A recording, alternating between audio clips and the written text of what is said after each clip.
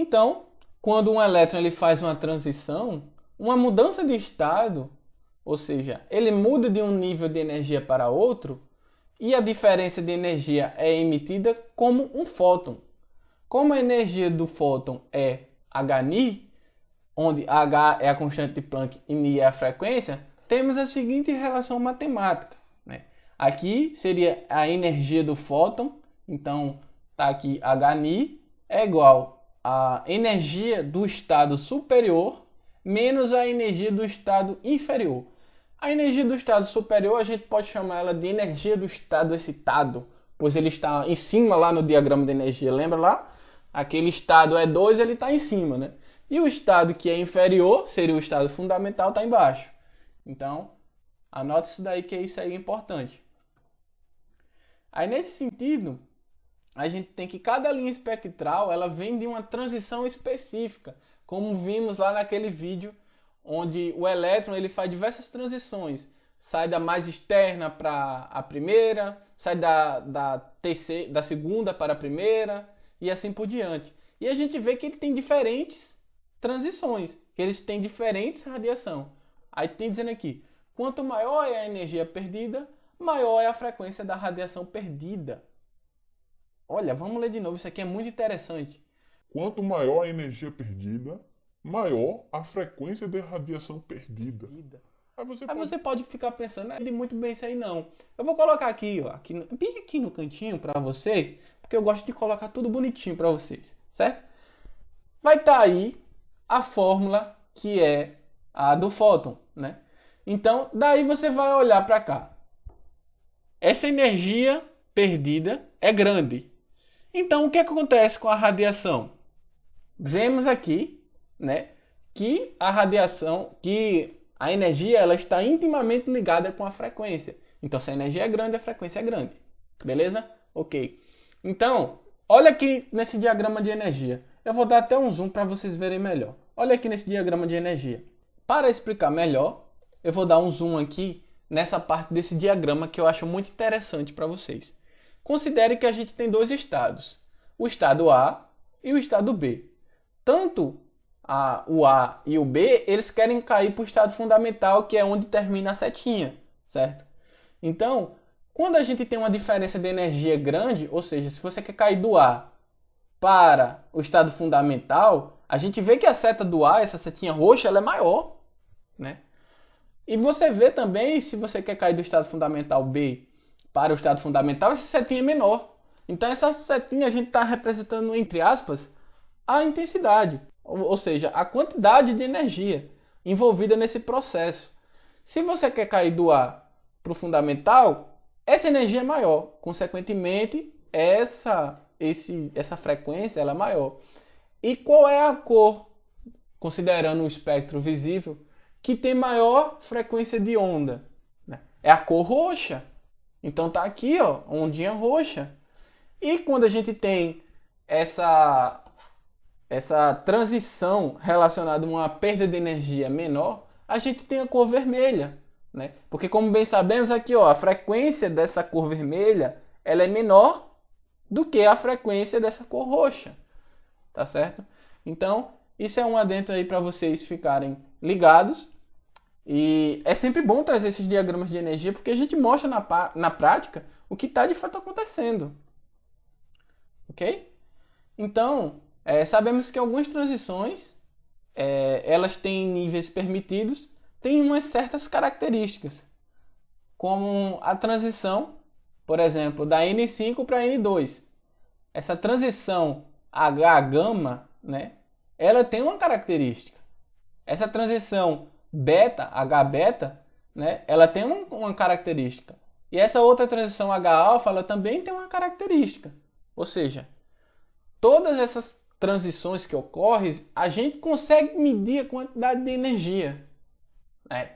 E isso é muito interessante porque na química tem uma coisa que se chama espectroscopia, né, que a gente consegue observar essas transições. E essas transições elas estão intimamente relacionada com a característica daqueles átomos ou de certas moléculas que a gente pode ter. Então isso traz uma aplicação muito grande na parte de identificação, por exemplo, de amostras. Mas isso aí pode ser um assunto para um próximo vídeo. Comenta aqui embaixo se você gostaria de ter um assunto mostrando essas aplicações dessas transições eletrônicas. Se você tiver interesse, quem sabe a gente do produto não pode trazer para vocês, né? Mas vamos lá, retomando aqui para a gente. Essas transições, elas geram para a gente essa fórmula que é ΔE. Bom, ΔE é, como já sabemos, o nível excitado menos o nível fundamental 1. Né? E a gente já viu anteriormente que, para calcular essa energia aqui, de acordo com Heisenberg, né, a gente tem esse termo aqui. Então, você fazendo E2 menos E1, você vai ter menos RH, né, vezes 1 sobre N2. Lembra lá, N2 é o que? O estado excitado. Então, você bota o estado excitado ao quadrado, beleza? Aí, esse menos com menos que vem dessa outra fórmula que estava lá no slide anterior, vai ficar um mais. Então, você vai ter RH, né, que é a constante de Heisenberg, vezes 1 sobre N1 elevado ao quadrado. N1, novamente, o estado fundamental, a camada N1, beleza? Aí, você vai fazer a seguinte reformulação aqui, né? Você vai só dar uma arranjada na equação. É colocar esse RH aqui em evidência e, de certa forma, a simplificação dessa equação vai gerar isso aqui pra gente, tá bom? Então, supomos que você queira calcular a diferença de energia entre N3 e N2, né? Então, como é que a gente vai fazer? A diferença, a gente já sabe que a camada é N3 e o elétron sai da N3 e vai para N2. Se o elétron está mais externa e vem para mais interna, o que é que você espera que esteja acontecendo? Se ele está saindo de lá e voltando para uma mais interna, então ele vai emitir radiação. Então esse espectro seria qual, Antônio? O de emissão ou de absorção? De emissão. O elétron não quer voltar, então ele vai emitir a radiação. Lembra lá do vídeo, tá bom? Então, a gente vai fazer o seguinte. Então, lembra lá, a camada mais externa é N3. Então, a gente vai só aplicar os valores. Pegando essa fórmula aqui, a gente aplica os valores aqui. Aqui, ó, camada mais externa, tal. Camada mais interna, tal. Tá aqui, ó, tudo certinho. Ou então a gente pode utilizar essa outra fórmula aqui, né, que já está simplificada e até mais fácil. Então, você não precisa colocar o valor, calcular duas vezes aí na sua calculadora. Então, eu uso isso aqui. Eu geralmente uso essa porque fica bem mais fácil. Então, coloca aqui RH, né, que é a constante de Heisenberg. Vai ficar 1 sobre 2 ao quadrado menos 1 sobre 3 ao quadrado. Que isso vai dar para a gente, colocando aqui o valor da constante de Heisenberg, isso vai dar para a gente cerca de 3,0 vezes 10 a menos 19 joules. Né? E isso é a energia. Mas vamos supor que agora, a partir daquela energia, você queira saber a frequência. Então você vai fazer o seguinte. Essa fórmula aqui que você vai utilizar, ela não é nenhuma fórmula nova para a gente. Ela é aquela fórmula, vou colocar aqui do lado qual fórmula ela é. E vocês vão ver que a gente apenas fez um rearranjo, tá bom?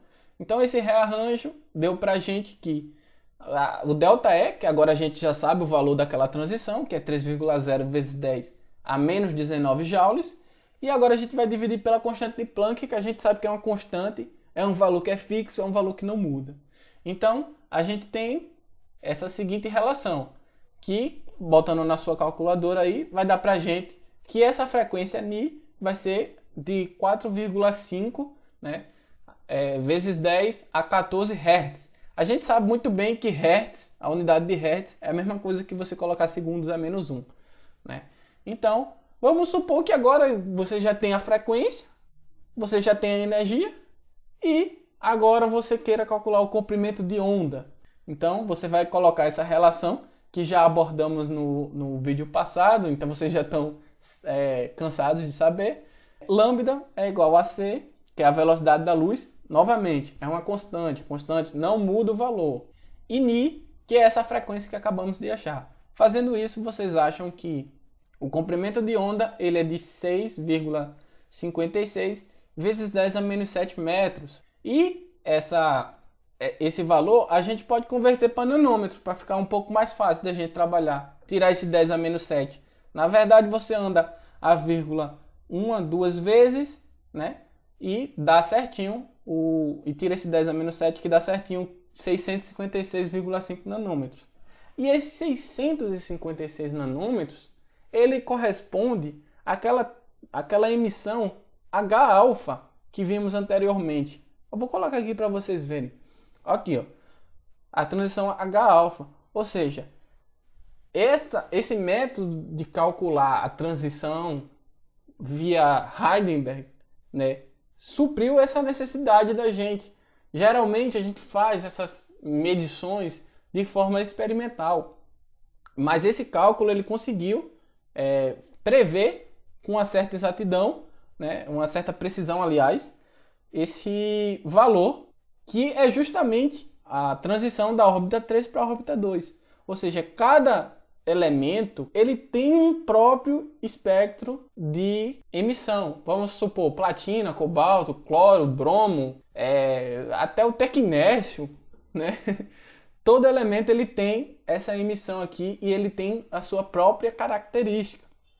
Então, se esse vídeo foi útil para vocês, eu espero que vocês tenham gostado. Deixa o like pra gente, que isso é muito importante aí pro nosso canal. Se vocês tiverem alguma dúvida, vocês podem colocar aí, tanto no comentário, podem mandar por e-mail se vocês se sentirem mais à vontade. Deixa o feedback, o que é que vocês estão achando desses vídeos e se tem ajudado vocês na aula de vocês, tá bom? Então, obrigado mais uma vez, até a próxima.